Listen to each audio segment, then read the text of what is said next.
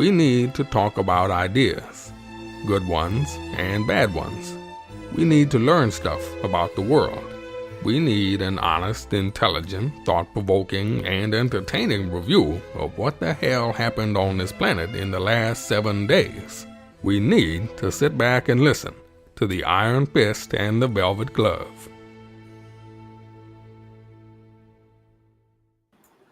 Yes, I'll tell you what happened in the last 7 days. Donald Trump did not disappoint in terms of providing content for podcasts that discuss news and politics and sex and religion.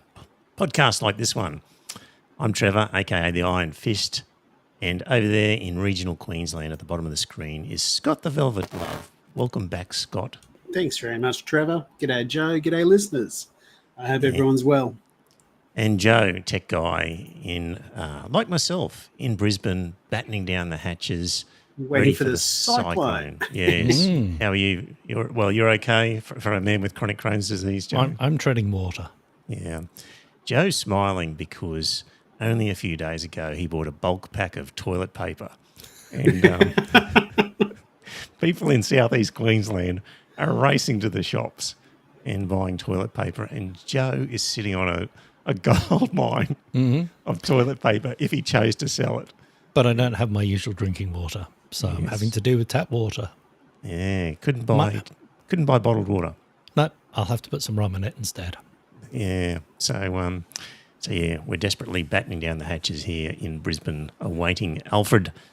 See what happens. So yeah, if you're in the chat room, say hello. John's in the chat room already. Trump did say great TV. Hopefully it makes good podcast content. So yes, we'll be talking about Donald Trump and that press conference in the Oval Office with Zelensky and his Vice President, J.D. Vance. What's it all mean? What should we take away from it? And also stuff about AUKUS and it's all sort of international stuff, really. Should we just divert briefly then, Scott, before we get on to the international? Locally, it looks like Albanese might call the election early once the WA elections are over or something like that. Yeah, I was listening to that this morning that they think that it's going to be called the weekend after next so that the WA election will be over by about a fortnight or something like that. Then Albanese is going to go on the 12th of April. So he's only a month early. It just is what it is. We'll just bring on a minority government even sooner. It's going to bring on a minority government for sure. You know, it's just one of those things as to who's going to end up with the largest number of seats. You know, I hope Dutton doesn't get the larger number of seats than what Albanese does, because that'll mean Albanese's got the first opportunity to form government.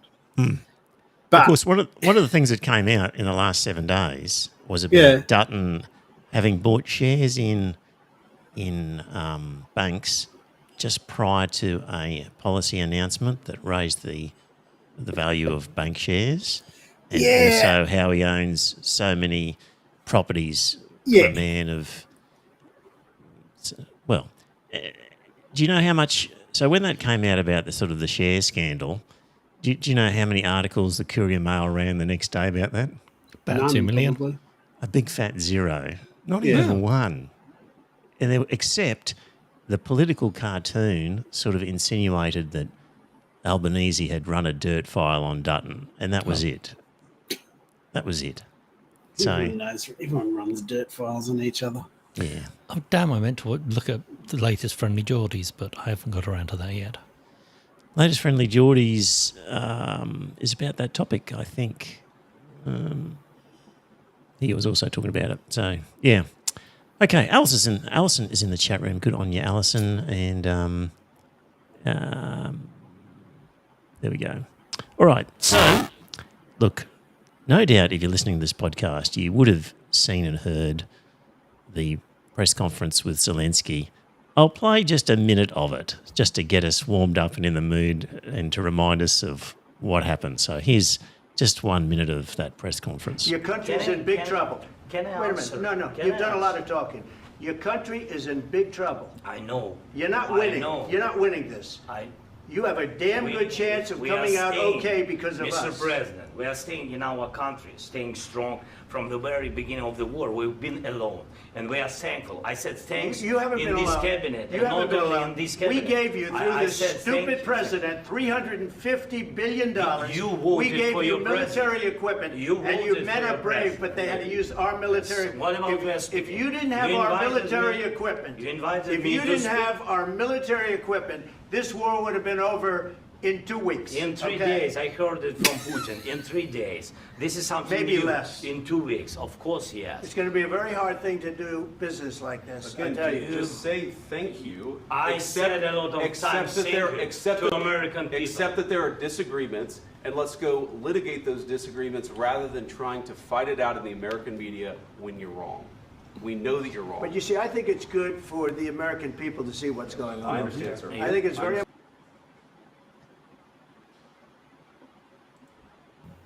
There we go. That's a little taste of it.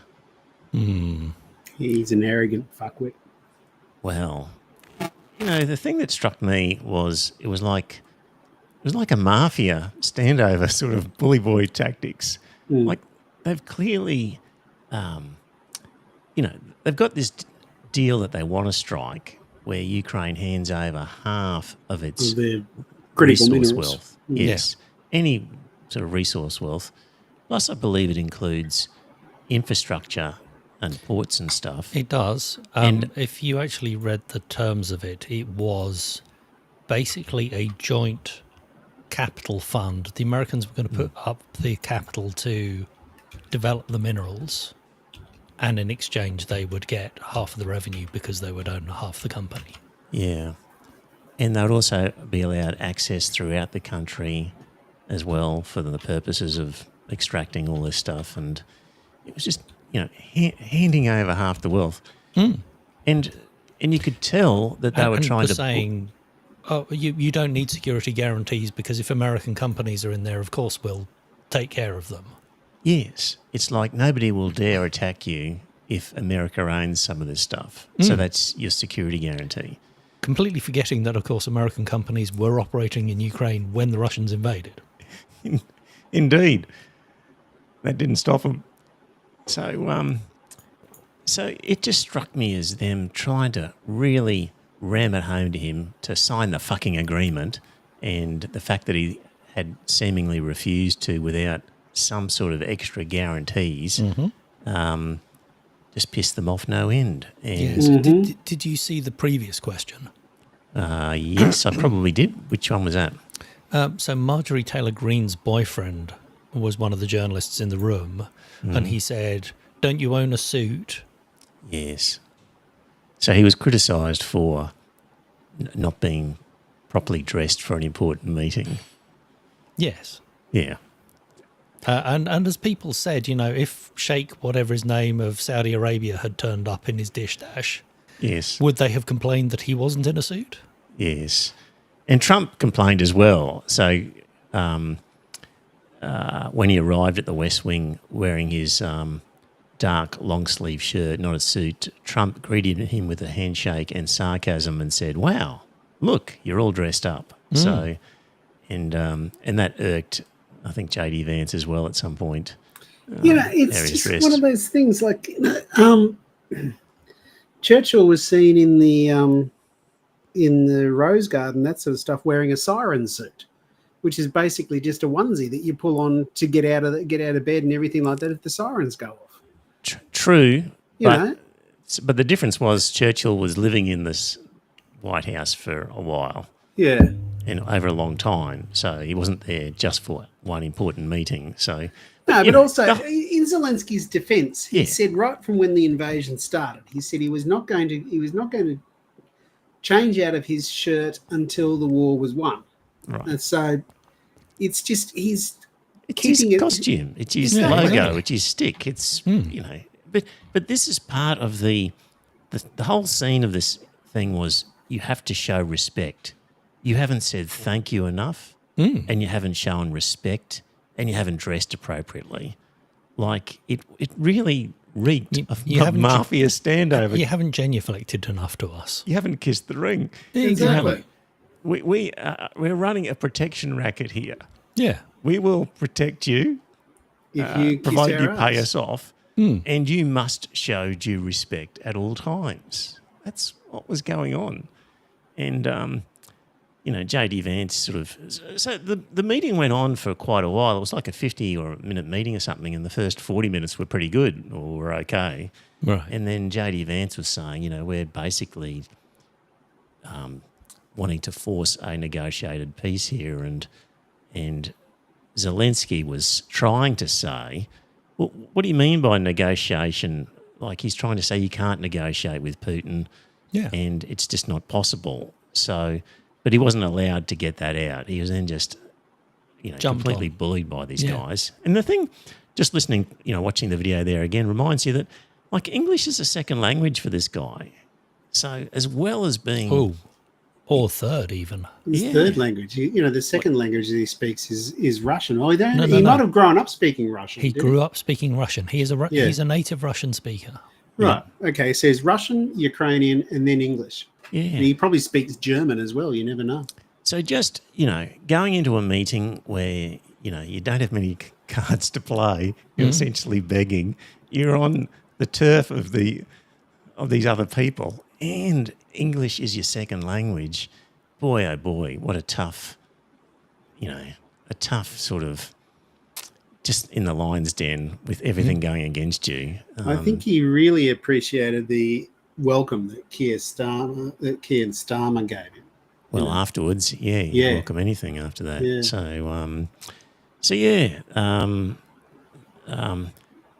And of course, if you'd had your time and were able to think about these things, which no doubt Zelensky's doing and thinking, what should he have said? Well, yes. Well, one of the things is that Trump kept saying is, we gave you, $350 billion worth $1 billion of worth of stuff. worth yeah. of stuff. And if Zelensky had his wits about him enough, he would have said to him, well, it turns out it looks like you didn't actually give it to us because now you're demanding a payment. Like, Yeah. excuse my English, but isn't a gift where you give us something in return for nothing? Whereas you guys are now demanding a payment for that gift and are setting your own price tag for it. So, Yes. of course, And- that's impossible to do on the fly like in that scenario. And it's probably 150 billion, not 300 and something billion. And that's the cost of buying the new stuff to replace the shitty old stuff that they actually got. Yes. So that's So it money wasn't- from the US government to US military contractors. To build To the sh- US government forces Yes. so that the second-hand hand-me-downs go to the Ukraine. Ukraine. Yeah. Yeah. Yes. So to all those sort of companies, get rid of your old shitty rusty stock to the Ukraines. And, So tough scenario. Of course, you look at the commentary and you see rabid Americans saying, this guy just didn't show respect. Well, and also saying that half of the stuff isn't accounted for and it must have been sold off by Zelensky to line his pockets. And I'm Yes. thinking he's not Trump. Yeah. Yeah. So, what are they saying in the chat room? Alison, didn't he say at the beginning of the war that he wouldn't wear a suit? Correct. So the John, war ended. Yes. a protection Quite ring that right. offers no protection. Alex, people making all this noise about Trump deserving more respect are insinuating he deserves respect. If he is a failed leader, then it's completely okay to treat him like he is worth nothing. And John, all but 90% of that money went to US arms dealers. Indeed. No, I think 90% of it, not all but. Yes, that would be true. Roger Dangerfield, I get no respect. What's that a reference to? I don't So know Rodney that. Dangerfield is a comedian. Right, okay. Pop culture reference, I don't get that one. Mm-hmm. So, it was just like the mafia coming in and saying, we're offering protection. Well, And- apart from its cut rate mafia. Yes, yeah. So what does it all mean in the wider scheme of things? Well, Yeah, exactly. Like, I mean, I like what you've written there. Taiwan and Australia should take note about waging proxy wars for the USA. Indeed. You know, it's just, I just honestly believe that the way he has behaved towards NATO means that we cannot expect anything out of ANZUS at all. Absolutely. The European leaders are very, very quickly looking at what they can do to backfill the American role in NATO. Yeah. It's one of those things like, you know, I think the only European country that doesn't have to go into panic spending to beef up the military is probably Poland, because Poland's already got a very powerful military, you know, because they border Russia and they knew that this shit was going to happen one day. Well, the Baltic states have ramped up over the last couple of years because Yes, they're exactly. very, very scared. Yeah, and I don't blame them. And Finland is not sitting easy. No, exactly, because they border Russia. Well, and also because they've had fights with Russia before and they lost half of their territory already. Yes, I know that. It's Because Russia wanted a bit more border around Leningrad. So anyway, certainly a place like Taiwan would have to be looking at that and going, gee, Jeez, if exactly. we rely on American assistance Yeah. and fight their proxy war against Well, China, There was they'll talk about abandon us. this is no longer the League of Nations as was. This is now powerful leaders carving up the world. So Trump is demanding Greenland and Panama and Canada. And Xi is going to demand Taiwan. And Putin is going to demand all of the former Soviet empire. So, yeah, it's basically strong men having an agreement between them as to which bit of the globe they own. Well, And it's then- all a and bit then- more open, isn't it? Like, Yes. it's like, you know, you don't have to physically take over a country anymore, as we've seen with the IMF Russia. and the World Bank, where you just cripple them financially and allow your companies to go in and virtually rape the economies and control them without actually having to take physical possession of them. So, Or you just stick in a proxy leader who completely does whatever you tell him to. yeah, it's just the easiest way. So, yeah. Yeah, Taiwan, there's a warning for you. Australia. Like, Trump is obviously only going to be around for 4 years, but it just demonstrates that when it comes to your own defence, you cannot rely on another Americans, country, no. especially you the can't. Americans, who cannot be trusted. No, well, it's one of those things. I just hope that our government actually takes a long, hard look at them and actually says, well, why the fuck did they want us to buy these nuclear submarines?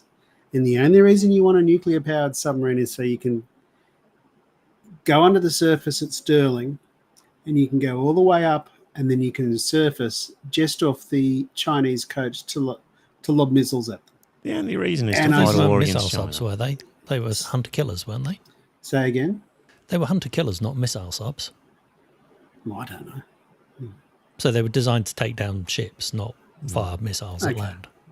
Anyway, Yeah, they do have some of the the I think they long-range have got- capacity is designed for fighting in the South China Sea. Yeah, exactly, absolutely. which is why it is absolutely ridiculous that I honestly believe that this is what I think we should do. We should start very serious negotiations with our near neighbor in Indonesia and everywhere else and try and get them all on the one page where we can say we will look after you if you help look after us and everything else. And then that way, I'm not actually suggesting China's going to invade Australia because they won't, you know. But if they were to actually make that sea voyage, they'd have to go through a number of very friendly countries to Australia that would actually have their own equipment and everything else. They'd be able to say to Australia, you've got to watch it. You've got an armada heading your way, you know, which would be a hell of a lot more useful to us than nuclear-powered submarines. And I honestly believe we should pick up the phone to the Japanese and say, yeah, those 12 submarines you're going to build for $1 billion each, call it $1.5 billion and you can have the deal, you know? Yeah. And that's still going to be a shitload cheaper than what the American is, you know? Do we even need any subs now? Is the technology working such that the I don't. expensive It's one of those things. I don't know. submarines, by the time they arrive, will probably be obsolete. So surely we just need some sort of anti-naval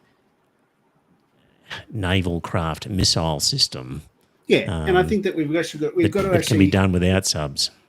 I think we've got to invest. I think we've got to invest more in our air force and everything else so that we can. Yeah, because Take after all, them out. it's far more attractive to find people willing to man that sort of stuff than a Than it is submarine. submarine, exactly. Like getting guys to actually volunteer to work on a submarine, not easy. And then the sort of guys you're going to get, maybe you don't want them. Exactly. Yeah. But, you know, the fact that we've been in this AUKUS mess for so long indicates to me that despite this Oval Office fiasco, nothing's going to change. Well, I would hope- Miles is so He's a dickhead. Yeah. embedded. Albanese doesn't care. They're all just fixated with this this arrangement with the Americans. So even as something as obvious as this fiasco isn't going to change their minds. That's how the system works. If you are the sort of person to question that relationship, you just don't make it into a position of power in one of the major parties. You're doing that, you know. That's where we need the Greens, Scott. That's No, we another don't matter. need the Greens.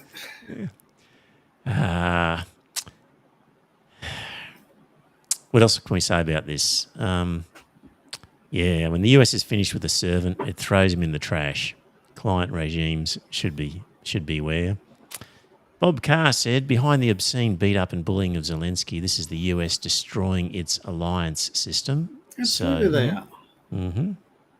And You know that there's one country in the history of NATO that's declared Article 5. what's Article 5? Article 5 is where if we get attacked on our own soil, you'll come and defend us. And which country was that? Do you want to guess? The US. The did USA over 9/11. somehow. September 2001. Right, okay. So the Iraq War and the Afghanistan War were Article 5 of NATO. Of course. There we go. Yeah. So even after the Russians used WMDs on British soil, Britain didn't call in Article 5. Yeah. Gus577 says, Trump is probably just bringing forward the inevitable regarding Ukraine. The goal was never to help them. It was to use them to try to weaken Russia, like Afghanistan did to the Soviets. Spot on, Gus. That is right. And, well, it's interesting with this. Like, as mad as Trump is and Vance, they are angling for a peace agreement with Putin. Yeah. Now, the price they're asking, But, you know, they are. and the EU is saying no, and Yes. Ukraine is saying no, we do not want a peace agreement. So, Not so on Trump those terms. Trump apparently wants a Nobel Peace Prize because Obama had one. And he will do anything, including sell out Ukraine, to get his Nobel Peace Prize. Ukraine was That's sold out Well, was it? years ago. It was sold out years ago. So, I don't think it was, but you know, I mean, because the Europeans realise that if Putin is seen to win this, he will be emboldened, and he will then go in for the next bit of Europe that he And feels then he he can will get away probably with. get away with. He will then probably take on those 3 Baltic states, Yep, and then after that, or Poland. or Poland. Exactly. So you guys are basically, you can never have a peace agreement. This Not war with can this never end. bastard. Not the way he behaves. It's Pu- just it's Putin ridiculous. Putin has to be seen to lose. That's the only answer. Exactly, which is why I honestly believe that well, that's they just not gonna shouldn't they shouldn't allow him to take any more pieces of Ukraine. They should let seems- him keep. They should let him keep. Oh God, what's it called? Crimea. Crimea. They should let him keep Crimea because he pinched that 10 years ago. However, they shouldn't. They And shouldn't. because allow the him to take Crimeans it- wanted him to. Oh, I don't know. And I'm not going to get involved in that argument with you. It's just that I do not believe that he should be allowed to then take any further parts of that country. And that includes any part of the Donbass that he reckons he's controlling. which he does control now. But I do But not he's also believe claiming parts that he doesn't control. exactly Why do you think he's going to take other countries? because he's a prick. Well, just because he's a prick doesn't mean he's going to take other countries. Because he said that the Russian Empire contains these following bits of land, some of which are other sovereign countries. Yeah, but he's acknowledged also that that's historic as well, and that No, he there's hasn't. water under the bridge. Yes, he has. No, because Yes. Russia agreed in '94 that Ukraine was all the borders were sovereign states. All the borders as they were in the Soviet Union were going to stay, and that all countries, all parties who were part of the. But they thought they had a Minsk agreement. And then when that was 20 years broken- later, and when after that was Russia, broken, he after was like- Russia had broken the Budapest Agreement. So Putin had already broken Budapest. But no, it was NATO. And it was then the Americans Minsk. and NATO So that the breached Ukrainians were not 1 forced inch. at the point of a gun with Russian troops on their soil, worried about a Russian invasion, were forced into the Minsk agreements. No wonder they signed it under duress and went, yeah, that's worth fuck all. But it was, again, the Russians who broke it. But the Minsk agreement was a Yeah. UN agreement where France, Germany, Ukraine, America, Russia all agreed we're going to do a Minsk agreement. But And Ukraine, then they acknowledged Ukraine didn't want afterwards to. they Ukraine had no had intention of abiding by it. Ukraine had a completely hollowed out military because Yushchenko had fucked it over, basically taking all the money for himself and then run off to Russia. So, yeah, 2014 with the country in disarray, absolutely, they did whatever they could to So keep you guys Putin are off saying there. you can't trust Putin on Yeah. a peace agreement, but Putin can say, well, we had a Minsk agreement. Yes. And people like Angela We- Merkel we- are on the record for saying we never had any intention at all in obeying that Minsk agreement. right, but and they- we saw it always So as a they'd means already of, invaded Crimea and the Donbass. yeah. And then suddenly this piece of paper was floated that the Russians broke within days. And that was also after he had said to them, no NATO in Ukraine. And there'd been promises that NATO would not extend What eastward. agreement was there? There might have been some verbal statements, probably the same as the Budapest Accords. So- except that was written down. But that was the agreement. Anyway,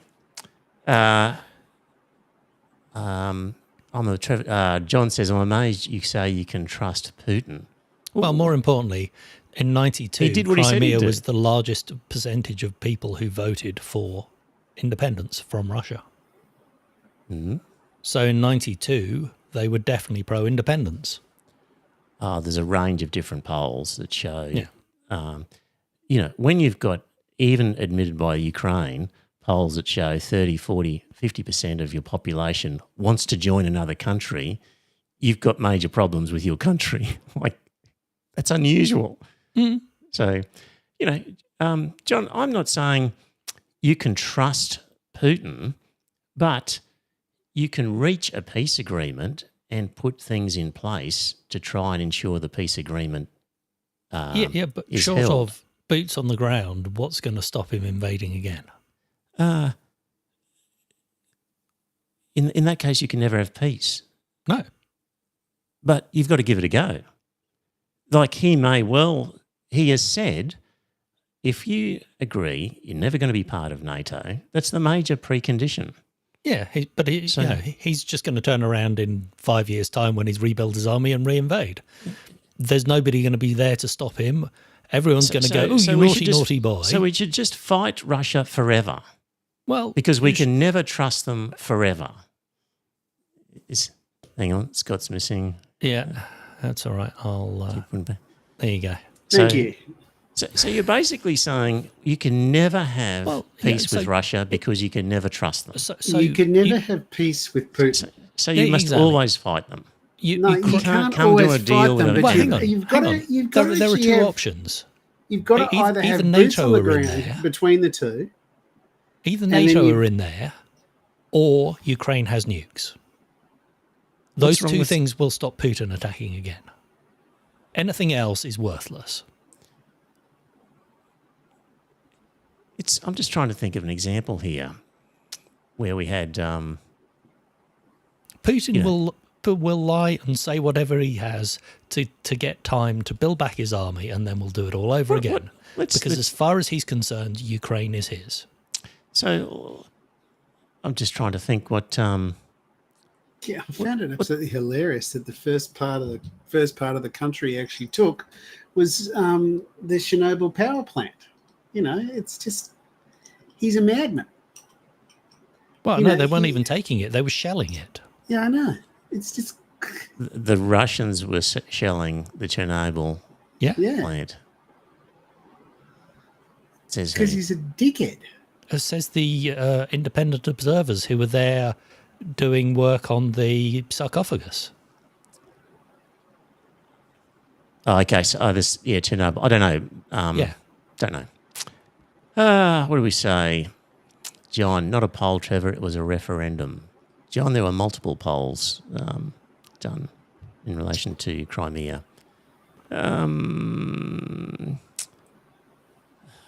Let's play a little bit of history from Jeffrey Sachs.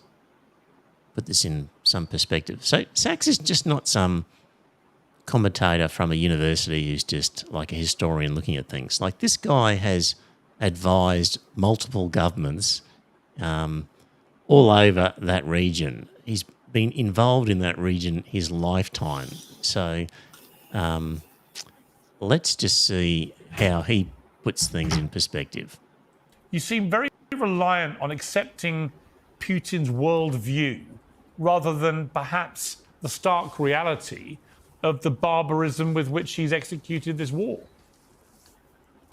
Yeah, maybe because I know too much about the United States, because the first war in Europe after World War II was the U.S. bombing of Belgrade for 78 days to change borders of a European state. The idea was to break Serbia, to create Kosovo as an enclave, and then to install Bondesteel, which is the largest NATO base in the Balkans, in the Southwest Balkans. So the U.S. started this under Clinton, that we will break the borders, we will illegally bomb another country. We didn't have any UN authority. This was a, quote, NATO mission to do that. Then I know the United States went to war repeatedly, illegally, in what it did in Afghanistan, and then what it did in Iraq, and then what it did in Syria, which was the Obama administration, especially Obama and Hillary Clinton, tasking the CIA to overthrow Bashar al-Assad, and then what it did with NATO illegally bombing Libya to topple Muammar Gaddafi, and then what it did in Kiev in February 2014. I happened to see some of that with my own eyes. The U.S. overthrew Yanukovych together with right-wing Ukrainian military forces. We overthrew a president. And what's interesting, by the way, is we overthrew Yanukovych the day after the European Union representatives had reached an agreement with Yanukovych to have early elections, a government of national unity, and a stand down of both sides. That was agreed. The next thing that happens is the opposition, quote unquote, says we don't agree. They stormed the government buildings and they deposed Yanukovych. And within hours, the United States says, yes, we support the new government. It didn't say, oh, we had an agreement. That's unconstitutional what you did. So we overthrew a government, contrary to a promise that the European Union had made. And by the way, Russia, the United States, and the EU were parties to that agreement. And the United States, an hour afterwards, backed the coup. Okay, so everyone's got a little bit to answer for. In 2015, the Russians did not say, we want the Donbass back. They said peace should come through negotiations. And negotiations between the ethnic Russians in the east of Ukraine and this new regime in Kiev led to the Minsk II agreement. The Minsk II agreement was voted by the UN Security Council unanimously. It was signed by the government of Ukraine. It was guaranteed explicitly by Germany and France. And you know what? And it's been explained to me in person. It was laughed at inside the US government. This is after the UN Security Council unanimously accepted it.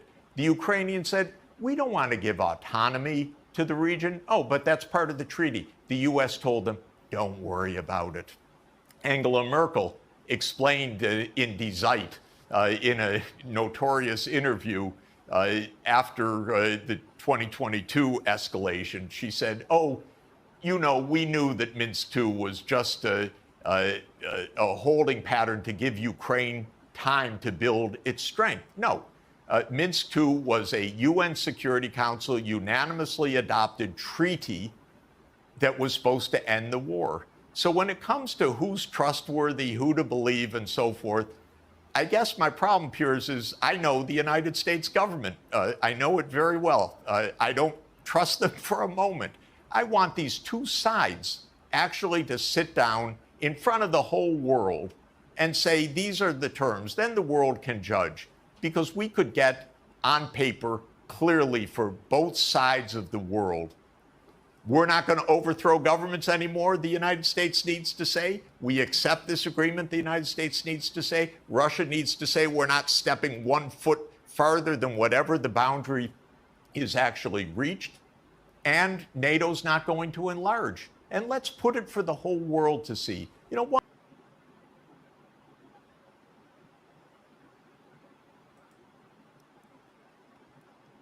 Well, So Russia hasn't overthrown a government? I think they've got their puppet in power right now. All it required was a bit of money from oligarchs to prop up his failing puppet? businesses. which puppet's this? Agent Krasnov. Donald Trump, who was propped up since the 90s with Russian money. And we know that. Does make me wonder whether or not that PP tape is actually genuine now. Who knows? We do know that there's a huge amount of Russian money that has gone into his business since the 90s. Absolutely, it has. Yeah. Yeah.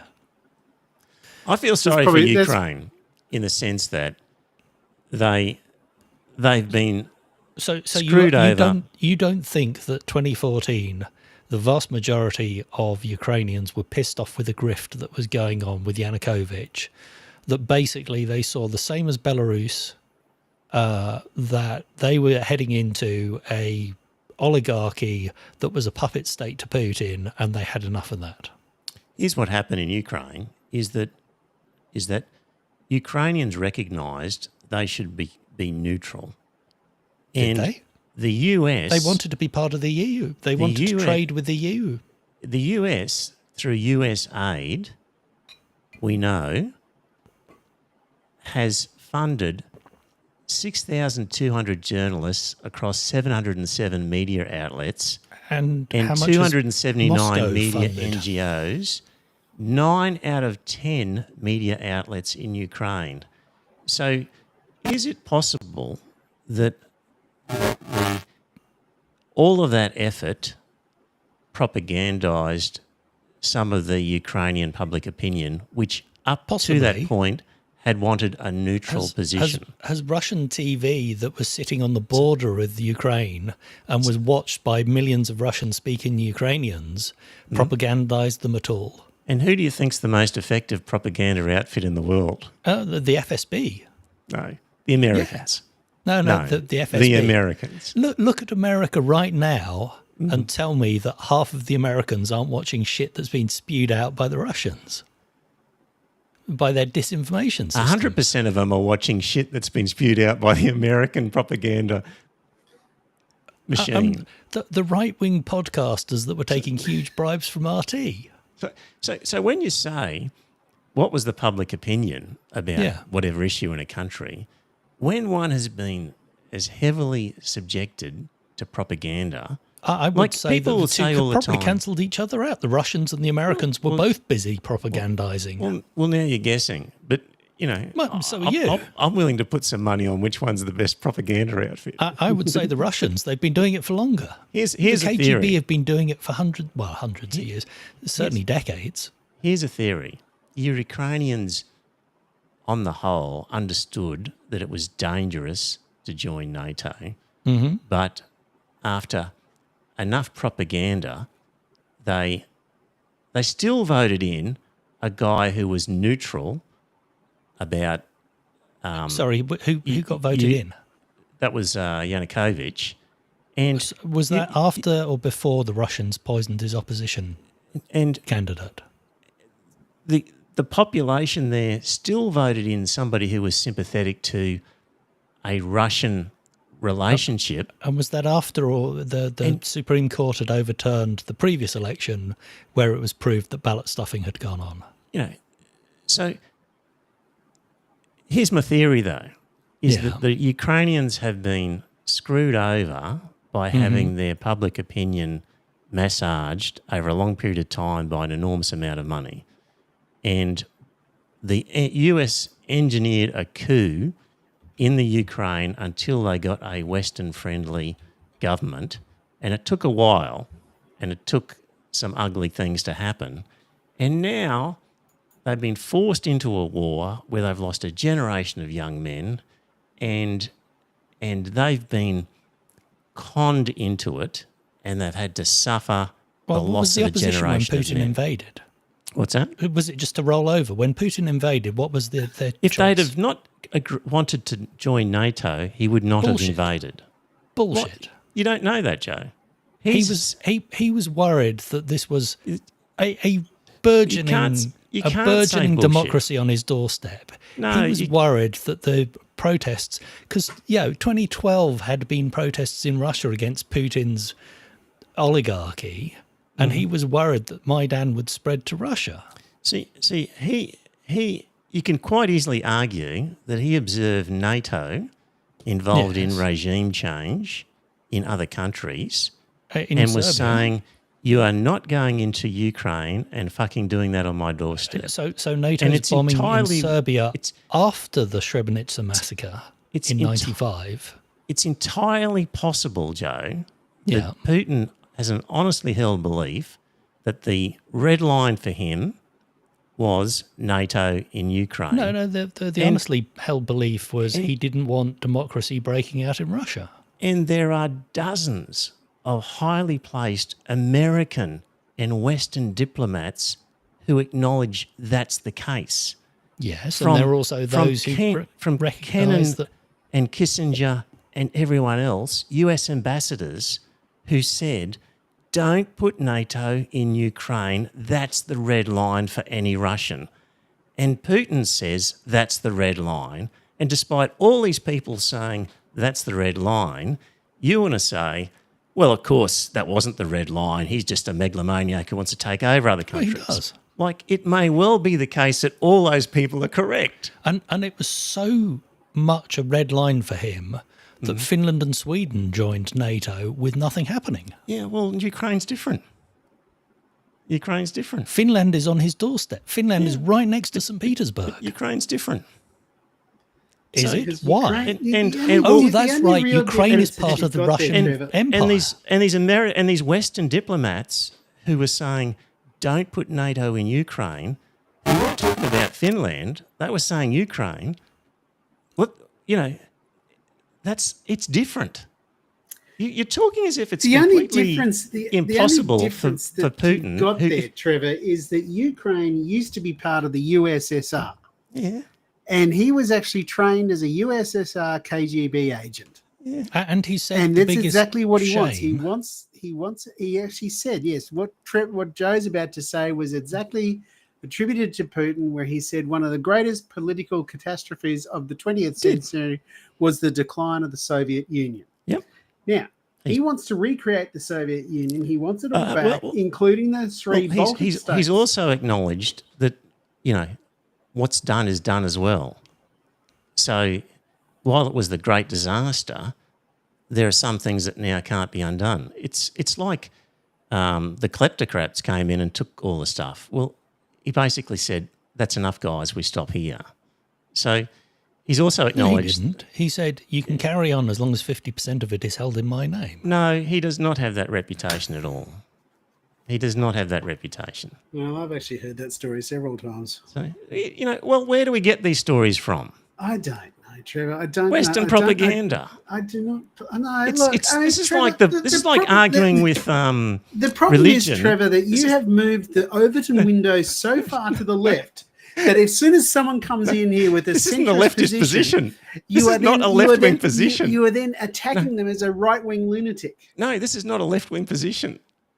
Like, this isn't left-wing. This is Well, I not a don't left-wing think. position. I don't think Vladimir Putin's a leftist. Sorry, but you're saying I've taken a left-wing position. This is not a Yeah, left-wing you have. position. You've taken a very left-wing No, position on this. there's the Because, extreme, you the are- right. okay, The right what takes you the are view. doing- what you are doing is you are taking someone that is prepared to stand up to the United States of America, you put them on a pedestal, and you say, he's great. He's a misunderstood genius. He's not a misunderstood genius. He's a nutter.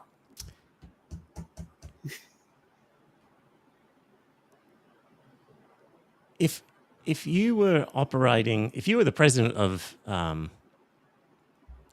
Russia, and I wouldn't you'd ever be watched, the president of the Russian. and you had watched NATO overthrowing governments, and you saw them moving into Ukraine, it is not inconceivable that somebody says, stop. And we know this from the Cuban Missile Crisis, where we thought JFK was perfectly reasonable to say to the Russians, don't put a missile in Cuba. And we all think, what a great patriot JFK was. No, I don't think so. I think he was But- a nut. But Well, anyway. no, you know, when you ask general public opinion, they say, good on him. Yeah, exactly. But when Putin does the same thing, you can't accept the hypocrisy of the situation. Like, Putin has just done what JFK did. He said, no, you're JFK not putting... didn't actually invade Cuba, though. No, but he was sending ships there. Yeah, And he he was was- getting everything ready to go, but He then was the ready Russians for backed World down. War III. Yeah, I know, and the Russians backed down. Correct. And you know what? What happened as part of the deal? The Americans agreed to pull missiles out of Turkey. Yeah. Yeah. So, you know, you're calling Putin a madman for objecting to missiles and NATO in Ukraine, yet you accept that was a legitimate thing for JFK to do with the missile crisis in Cuba. No, I don't accept that it was legitimate for Well, what JFK people to do. Yeah, So I know the people do. listening here, you know, a lot of people do, and it's the same thing where you perceive a threat in your neighbourhood, and you say, well, you know, we're not going to be there. We, as Australia, say to Papua New Guinea, well, you can't have Chinese bloody stuff here. Well, you know, we're going to give you a rugby league team so long as you don't let the Chinese in here. And then we're Like, going to abduct your children, take them to because people our all the country to time, indoctrinate them. because countries all the time are saying, we don't want our enemy in our neighbour's property, and we'll do things to stop that happening. So it's not the most extraordinary thing, and particularly, you know, your solution to this is to continue to wage war forever because not no forever. peace I honestly agreement believe can that ever be. You have no a peace agreement that in involves a boots on the ground from both the Europeans and the Americans between the two sides, because that'll actually stop the bastard rolling across there again. There was an agreement reached 7 days after the war, and it was just ruined by the Americans. And later on, Boris Johnson did a similar thing. Except it's been proved that he didn't. Boris Johnson? Yeah. Bullshit.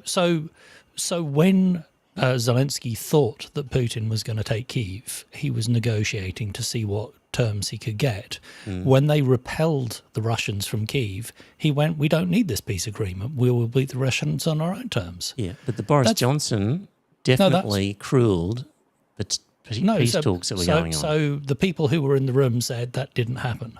No, I've heard the opposite. Yeah, I'm sure you've heard.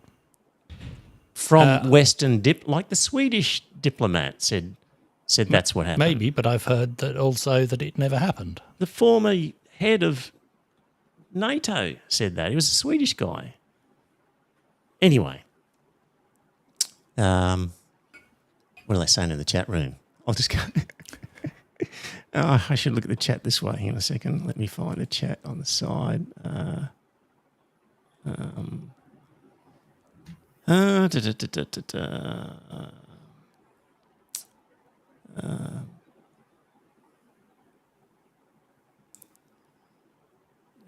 John says, do you go along with all that, Trevor? I think that was in relation to Jeffrey Sachs.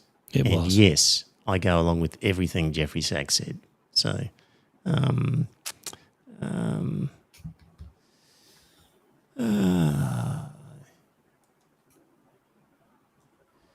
Gus 577, Ukraine is different because of trade access and historical connection. It's a core strategic interest to Russia. Finland is not.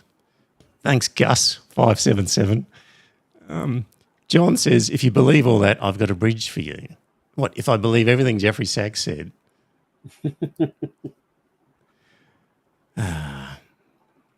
Let's see. He didn't kill Cuban, said Chris. Well, he was about to. He was going to. John, Putin is as mad as Trump, just a bit smarter. Interestingly enough, was it Khrushchev? Yeah. John again. John. Yeah, okay. Apparently, he pulled the missiles without Castro's agreement. Castro wanted to launch the missiles at America. Yeah, I know. It's one of those things. Apparently, Khrushchev actually read the letter that Castro sent to him, and he said, "If you need Cuba to be if you need us to be the first sacrifice in this war, let it be." And apparently, Khrushchev said, "This guy's a madman." So anyway. Yeah. Anyway, where were we? So I've put my case forward on that one, I think. You can choose to believe it or not as to what else we've got to get out of this before we go on.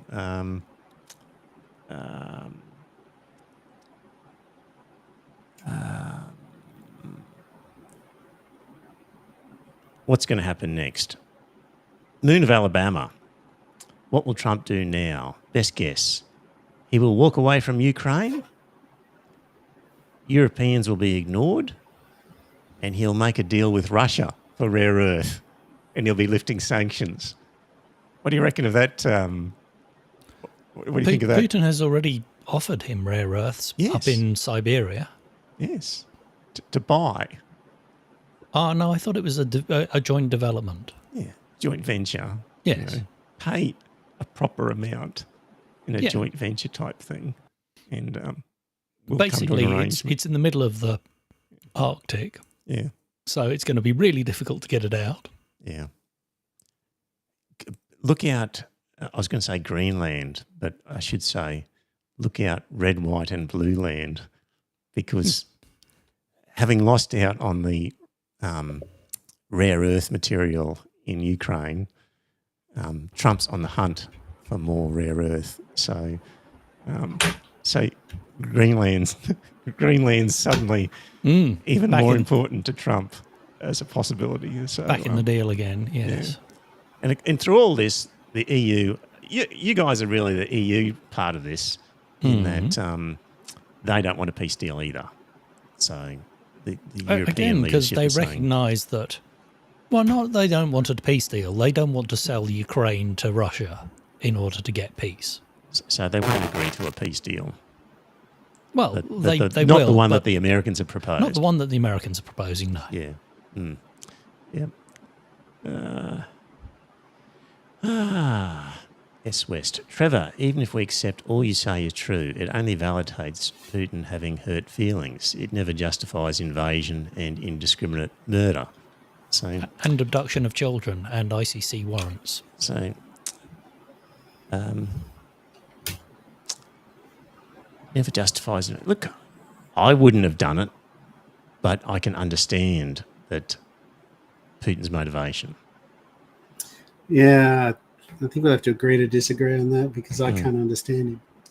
It's one of those things, like, you know, there was a brief moment that perhaps Russia could have actually come out of the Soviet Union and been a fully westernized democracy, but no, it's not. It's been completely crossed now, and we've got a fascist over there. So John keeps wanting to sell me a bridge, but John, I'm in total agreement with Jeffrey Sachs on this, and that guy knows shit much more than you and I do, sitting back here in Australia. So this position that I have is not unusual. It may seem unusual if you're not reading widely enough, but it's a commonly held position. So, yeah. What else can we say about this topic? Yes. So, what, you know, I guess America's going to walk away from it and leave it up to the Europeans to try and help out. And they're not going to be able to. And the Russian line will just keep moving forward. I don't know about that. I just think that if Europe gets its back up and that sort of stuff, if it actually comes to a blow with Russia, then I think Russia's going to end up very much on the back foot. Europeans will not put men on the ground. Yeah, I know that. They're not going to be. They're not going to put them in there in harm's way. And they don't have the weapons. And so the Ukraine has run out of men. And so the line will just keep moving. Yeah. Russia's run out of men, unless it does conscription again. They've got plenty of them. Oh, but they don't. This is the problem. They have a shortage of young men. They've got all those North Koreans. Well, yeah, they do have a lot of North Koreans, but so inflation is at 10%, and interest rates are 20%, 21% at the moment. Interesting. I spoke to someone in Moscow recently, and they said there's an awful lot of Asian goods in the shops. So everything that's used to be European is Asian now. Yeah. So they've bypassed the sanctions. And, but gee, if China doesn't make it, yeah, what is it that you're missing out on? Oh, they can only get stuff from China. Well, what are they missing out on? So it'll be cheap stuff that falls apart. Versace handbags or something, you know. Guinness. Well, they're missing out on that sort of stuff. But I honestly, I understand that. But I just don't think their economy is as strong as you make it out to be, Trevor. I just think that those numbers that Joe has rattled off are true. You know, they do have 10% inflation. They've got 20% interest rates. So I would be extremely surprised if they could actually pull out. If they honestly believe that a peace deal is what he wants so that he doesn't have to keep spending the amount of money on manufacturing their missiles and everything else. Yeah, he absolutely. Well, in that case, he's likely to stick to a peace deal. Thank you very much. You guys have just said. I don't believe you guys have just said he wants to build up, and he'll fight again another day. He will. Exactly. And on the exactly other hand, you've do. just said it's really tough for him, and he wants a peace deal. Because this was supposed to be over a fortnight. Yeah, we're supposed to be over in a fortnight. We are now entering the fourth year of battle. Now, because they told me that he wants a peace deal. Because he didn't expect them to last this long. He so wants let's have a peace deal. But then you say, on the other hand, he won't comply with the peace deal that he really wants. Which one is it? Well, no. So he wants the peace deal now so that he can rebuild his arms and recover his economy. And when he's in a position in 5 to 10 years, he will do it all over again. Exactly. So sure, he wants a peace deal in the short term. I agree. He's under pressure right now to sign a peace deal. So if he signed a peace deal, it would probably only last 10 years. Yes. Exactly. Gee. better not but do that. what's to stop him in 10 years doing it all over again? What's to stop but anybody? this time to do it right. What's to stop anybody in a peace deal last time doing it he again in fucked 10 up years' time? because he thought he could get away with an army that had been hollowed out because so of let me get this corruption. straight. You're against a peace deal because it could possibly only last 10 years. I'm not against a peace deal. I'm against a peace deal that doesn't offer Ukraine security guarantees. Because in 10 years' time, Because he in could 10 years' restart time, the war. Yes. So let's put some security guarantees that ensures that in 10 years he can't. Without involving Like. NATO, Fine, In give them nuclear what? weapons. That's the other alternative. you want to give Ukraine nuclear weapons? Yeah, Jesus, Joe. because Just so, to use, so just hang on, to but use as a last resort. Russia was if he sitting actually- there with the nuclear umbrella going, oh, no other country should get involved, otherwise we'll consider that an attack on our sovereignty and we're going to lob nukes at you. So they were sitting there waving their nukes at everyone. So the counter to that is to give the people around him nukes. And they can go, well, if you attack us, we're going to lob nukes at you. The people Because around him that's do the have only thing nukes. that's going to scare him. The people around him do have nukes. That's Who? Who? The NATO. The French and the British. Yeah, well, isn't that enough? No, because French they're and not, the British, they're not the French directly and the I involved. can't believe you're, actually you're use arguing arms. for an increase in nuclear armaments. Well, you're saying if we don't have NATO, what else do we have? And the answer is nukes. So my argument is we have a peace agreement with countries that can fight Russia. The other alternative is to give these countries who are likely to be invaded nukes, which isn't acceptable. So the acceptable answer is a peace agreement with an alliance of countries that together are big enough to fight Russia. All right.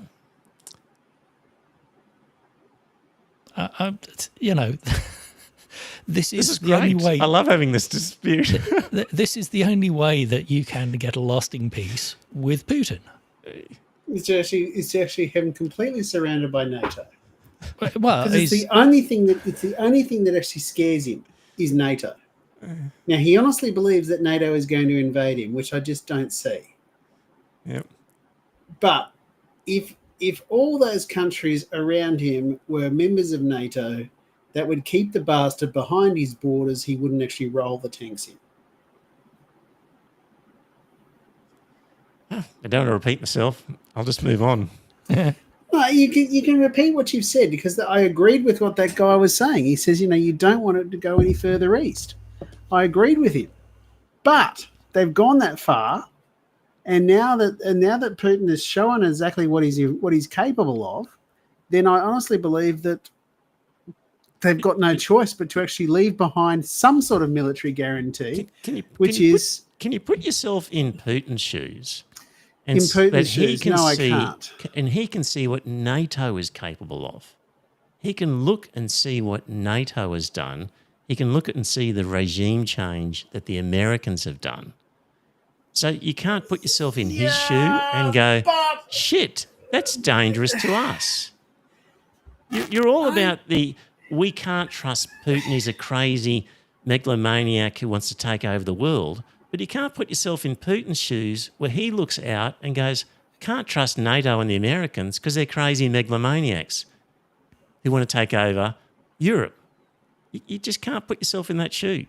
No. Yeah. It's one of those things I just think to myself that you've actually got to look at the history of NATO. It was set up as a counterweight to the Warsaw Pact, or I don't know which one came first, but anyway, if that was, I'm not sure if the Warsaw Pact came first or whether NATO came first. I think But it was they were- NATO, yeah. but yeah. Say again. I think it was NATO came first. Right. Well, NATO was set up as a bulwark against the communists. That's why they set it up. It was designed to be purely defensive.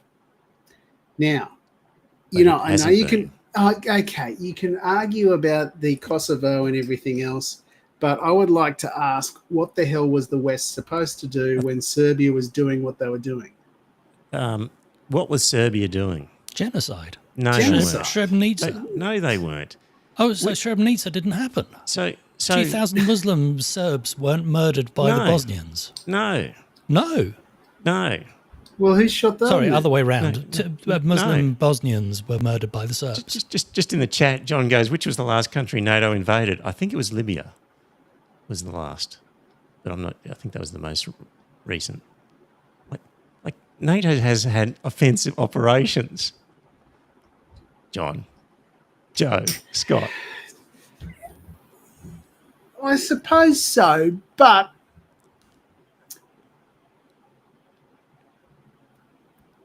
like when you've looked what at were they supposed to do? the war that was going on there, it was your normal run-of-the-mill rebel wars. It wasn't a genocide. It was a genocide. It was just There were mass graves. There were international war weren't. crime tribunals. No, there weren't. This is like Tiananmen Square. So Radko Mladic was never found guilty. This is like Tiananmen Square. There was not the genocide.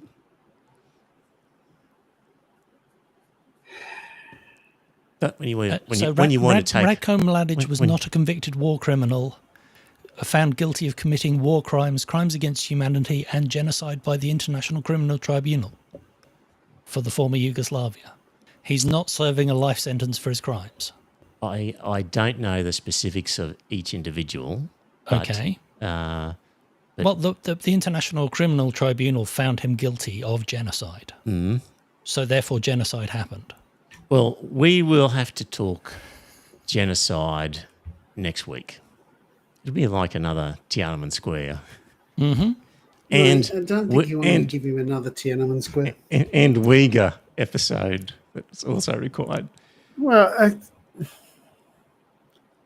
but from I the don't point of think view, that what is actually happening to the Uyghurs is as bad as those Christian nutters in America make out. Yeah. But something is happening to them. Yeah. S. West in the chat room says we need live fact checking.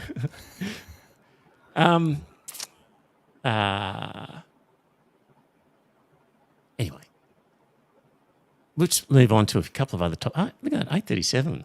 We've got nowhere on this one so far. It's time for bed, actually. Hang in there, Scott, for another. While we're on this sort of area, we'll just quickly go. Trump was asked about AUKUS. Did you see this? Yeah, he didn't actually understand what AUKUS was. It had to be explained to him. I'll play this clip. We've been discussing AUKUS with the Australians and the Brits. Were you discussing AUKUS with the Prime Minister, sir? What does that mean? AUKUS. What does that mean? What does that mean? What is that? Yeah. You seem very That was a bit, reliant on that was a bit accepting quiet, that clip, but- Putin's hang worldview on. rather than perhaps the stark reality get back to- of the. Sorry, back. Yeah, what does that mean in terms of AUKUS? Okay. Leaders can They're get lost. large black and white stripy cetaceans. What's that? Orcas. AUKUS, yes. When he finds out how much we're paying for how little it's being delivered, he'll really like AUKUS. What else have we got here? And also, did you see the Trump Gaza clip, Scott? Which one? The AI? Yes, the AI generated. Yeah, I did see that. That was quite amusing. There's the picture of Amusing. him and... yeah, I know. It's bloody awful what he was actually proposing. But anyway, it was actually amusing to see that him and Netanyahu sunning themselves. Mm. Yeah.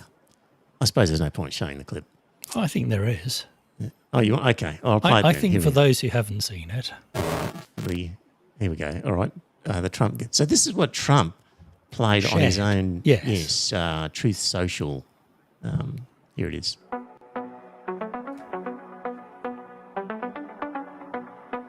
It's funky music as well. Donald is coming to set you free, bringing the light for all to see. No more tunnels, no more fear. Trump Gaza is finally here. Trump Gaza shining bright, golden future, a brand new light. Feast and dance, the deal is done. Trump Gaza number one. Trump Gaza shining bright, golden future, a brand new light. Feast and dance, the deal is done.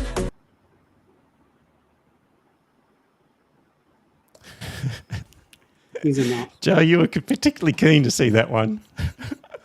Trump Gaza. I mean, there was the statue, the golden statue of Trump. It, as somebody has said, it just looks like something that's waiting to be toppled as the dictator is overthrown and beaten with shoes. Yes. So as a clip, an AI-generated music video envisioning Gaza as an ostentatious resort town where everybody parties as Trump and Netanyahu sip drinks by the pool. That's what the image was. Caitlin Johnson says this video is simultaneously the most American thing that has ever happened and the most Israeli thing that has ever happened. Fake, gaudy, sociopathic, genocidal, emblematic of all the ugliest values that both dystopian civilizations have come to embody. Just ridiculous. It's beyond ridiculous. It's just sick. Like you've entirely wiped out tens of thousands of people and you just run a party type tape to say how wonderful Trump Gaza is going to be. So, yeah. Yeah. Okay. Well, do we want to move on to any other topics? Or Scott, you've got to go to bed anyway. Yes, I do. Yeah. We'll leave some of these for another time, I think. I've got some homework to do and we'll explore all that next week. Looks like plenty of people hung around in the chat. That was good. We've got 11 people watching. Good on you. Thank you for your comments. We tried our best to incorporate them. And join us, same bat time, same bat channel next week. Bye for now. And it's a good night from me.